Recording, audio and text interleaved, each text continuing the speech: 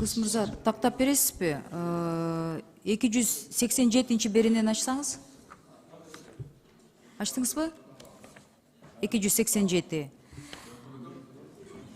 Ошондо деген биринчи пункту конкретно кайсы бузуулар жөнүндө сөз болуп атат, айтып койсуздарбы?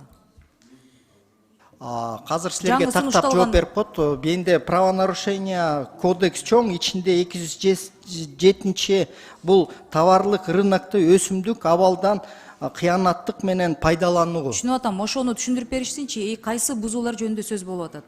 Түшүндүрүп берип коюңуз. Саламатсыз, Бакбай Кожомбердиева, начальник управления антимонопольной политики Министерства экономики. Улусат берсеңиз, орусча тактап жооп берейин.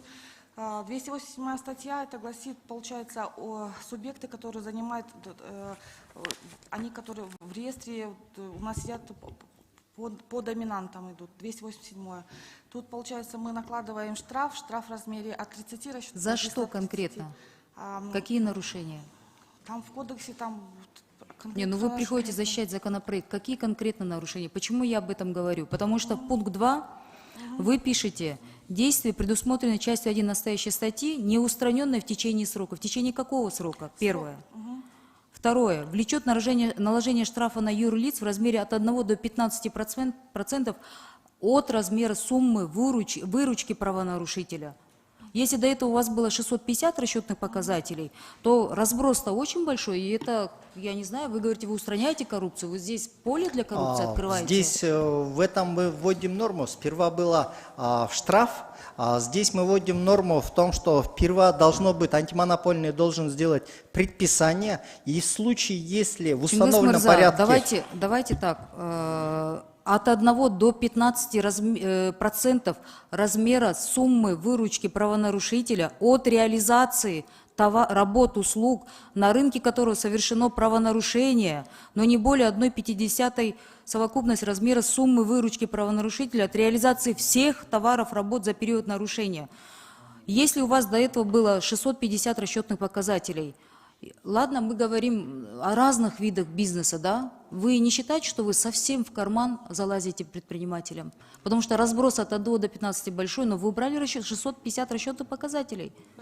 Какая причина? Пожалуйста, поддержите нашу, это концепция, первое чтение. Мы до второго чтения все доработаем, и все положения, постановления мы приведем в соответствие. Просто потом, когда вы придете штрафовать, будет очень много возмущений от бизнеса. Одно дело 650 расчетных показателей, и совершенно другое до 15% от суммы выручки. Вы совсем в карман залазите. Вместо того, чтобы мы дерегулировать не можем, мы совсем зарегулировались. И вы такое приносите в Минэконом. Совсем разорить хотите, что ли? Первое. Потом, второе, статья 289. Недобросовестная конкуренция. Пункт 2. Действия, предусмотренные частью настоящей статьи, первой настоящей статьи, частью 1 настоящей статьи, не устраненные в течение срока, указанного в предупреждении. Конкретно какой срок? Почему не прописываете конкретно какие сроки?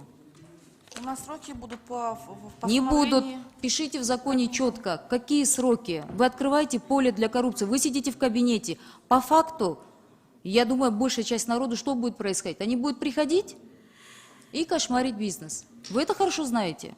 Вы же не будете ходить, наверное, сами, да? А вот те, которые приходят, будет очень много возмущений. Мало того, что вы 650 расчетных показателей убрали, да, разброс от 1 до 15 от объема выручки. Ребят, это вот, ну это совсем, да, непорядочно. Потом сама вот эта реакция, она выходит за рамки понятия о конкуренции. Вы широкое поле деятельности, широкую лазейку открываете, широкую поле для коррупции, чтобы накормить сотрудников антимонополии, открываете, все значило. И вот 289 статья, пункт 2, в течение срока дегенды четко жазгыла. В каждом, какие сроки. Понимаете? Потому что потом, вот как с налоговым кодексом, вначале они пришли в парламент, мы здесь на комитете ругались и объясняли, какие будут последствия. А когда потом народ оптом выходит, сейчас, видимо, им перед президентом стыдно, и сейчас они ходят и говорят, что это все те плохие, мы хорошие. Здесь будет то же самое. Рахмат. Спасибо.